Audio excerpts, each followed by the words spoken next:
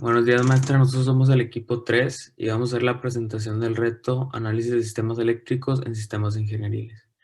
El equipo está conformado por Manuel Cerecer, Vicente Casares, Santiago González y José Pablo Leal. Dale next, por favor.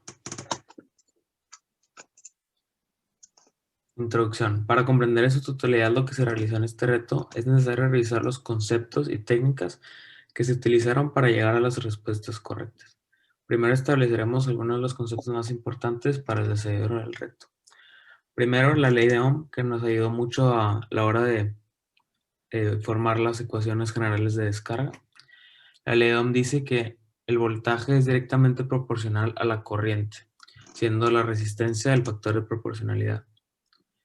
Después tenemos las dos leyes de Kirchhoff, que nos ayudaron a la hora de formar las ecuaciones en función del tiempo de la carga y la corriente. Primero tenemos la primera ley de Kirchhoff, que dice que todas las corrientes en un nodo deben ser igual a cero. O sea que todas las corrientes que entran a un nodo deben de salir. Y la segunda ley de Kirchhoff, que nos dice que todos los voltajes en una malla deben ser igual a cero. Planteamiento del problema. Supongamos que el circuito se deja encendido muchísimo tiempo. Después supongamos que se corta la fuente de energía y se unen los puntos. Bueno, este circuito está conformado por pues, una fuente de energía de 15 voltios. Luego tenemos dos resistencias en paralelo de 5 y 3 kiloohms. Y después tenemos una resistencia en paralelo de 100 kiloohms. Después tenemos el capacitor de 15 microfarads. Y después tenemos otra resistencia en serie de 6 kiloohms. Next. Bueno, primero tuvimos que simplificar el circuito. Y lo primero que hicimos para esta simplificación fue pues sumar la resistencia en paralelo 1 y 2, y esta resistencia equivalente nos dio 1.875 kiloohms. Después pues ya lo que sigue fue más fácil porque ya todas estas tres resistencias que quedaban estaban en serie. Entonces nomás lo que hicimos fue sumarlas directamente y nos dio una resistencia equivalente de 107.88 kiloohms.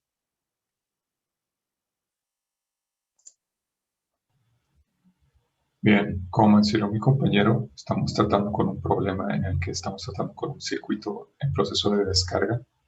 Es por eso que establecimos la ecuación fundamental para el proceso de descarga y utilizando la segunda ley de Kirchhoff.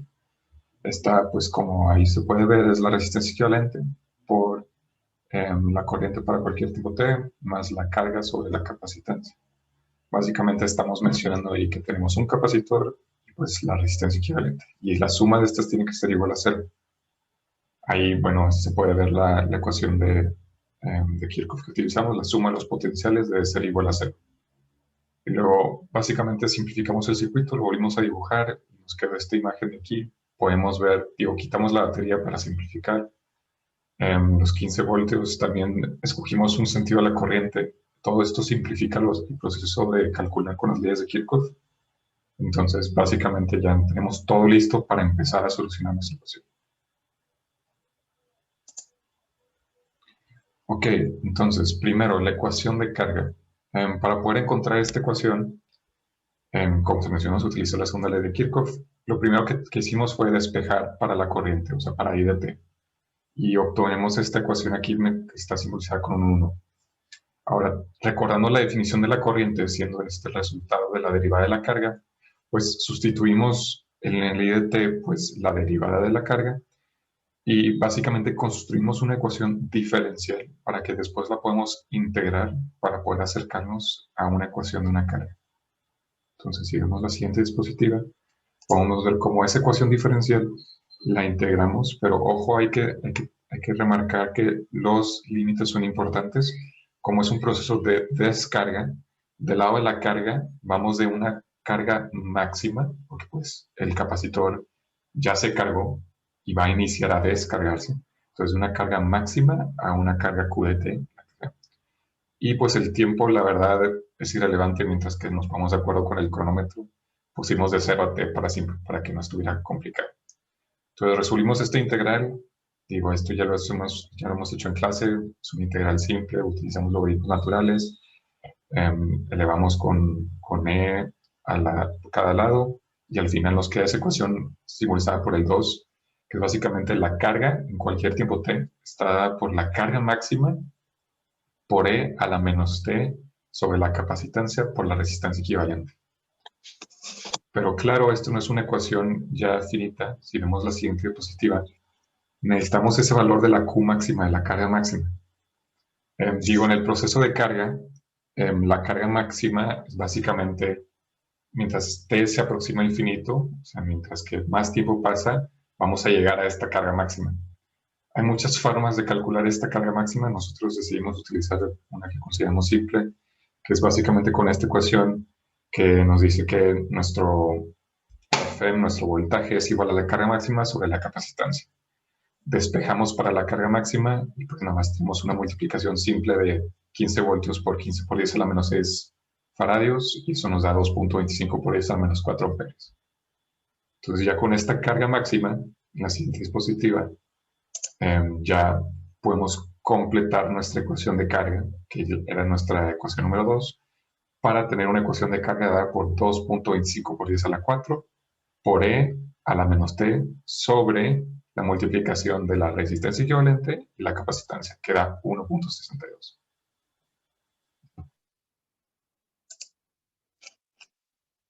Bueno, para encontrar la función de la corriente respecto al tiempo, tengo que dividir la derivada de la carga entre la derivada del tiempo. Se derivó y se obtuvo esta ecuación, esta fórmula, lo cual al sustituir valores y usando la resistencia equivalente de todo el circuito, nos dio menos 1.39 por 10 a la menos 4 por exponencial del tiempo negativo sobre 1.62.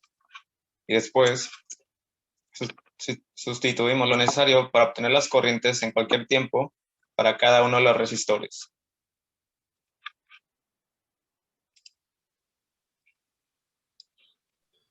Bueno, para la corriente inicial, lo que hicimos fue obtener con la ecuación de la corriente, fue igualar el tiempo igual a 0 para que así obtuviéramos menos 1.39 por 10 a la menos 4 amperios. Y para realizar el cálculo de la tau, como anteriormente se había visto, era menos el tiempo sobre tau, pero de aquí estamos haciendo un poco más de énfasis de cómo se calcula, que es la capacitancia por la resistencia equivalente. Ya nada más se hace una simple multiplicación de los faradios y ohms que se tienen y al final nos da 1.62.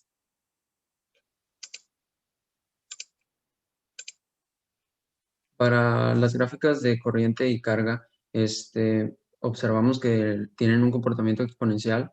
Para el tiempo de la corriente, observamos que esta está incrementando, pero sin necesidad de llegar a 0, como vimos en nuestra clase de física y matemáticas. Aquí también pudimos observar dónde está la corriente a la mitad, y en el mismo caso también tenemos la gráfica de tiempo contra carga.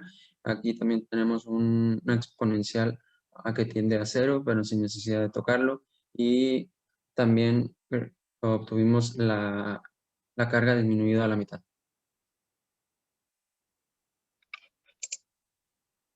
Bueno, para el código que se elaboró en MATLAB, hicimos algo simple, pero pues efectivo, ¿verdad?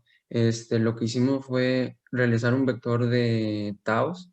Por ejemplo, como obtuvimos que tau era 1.62, utilizamos intervalos de 1.62 hasta 8.1, el cual es tau 5.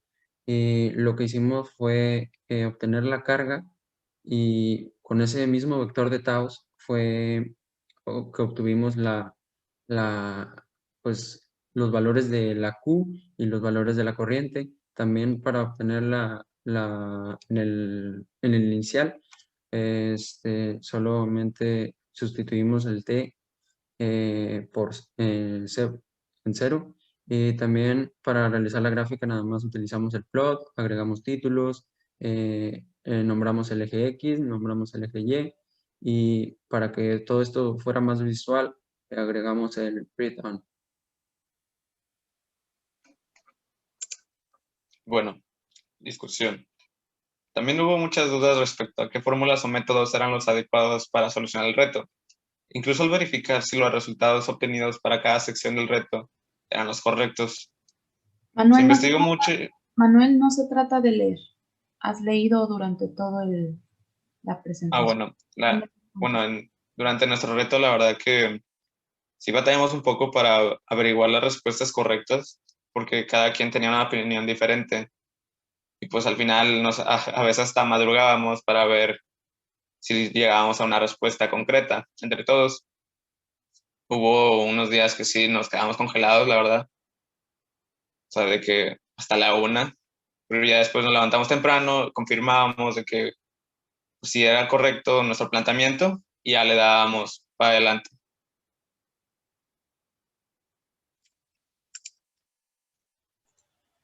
Digo, en conclusión, podríamos nada más así repasar. Se nos dio un circuito semi-complicado en el que teníamos varias resistencias, algunas en paralelo, otras en serie.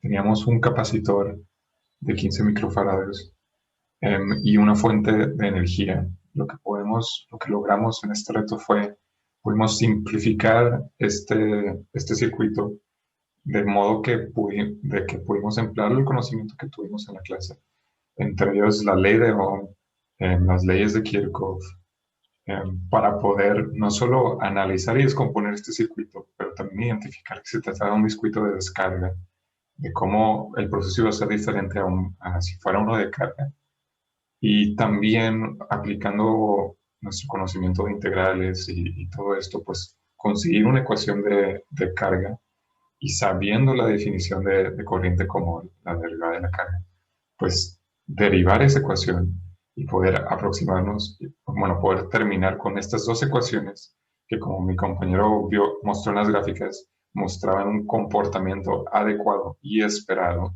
de un circuito que se está descargando. Muchas gracias. Muy bien. Quienes están grabando pueden detener la grabación.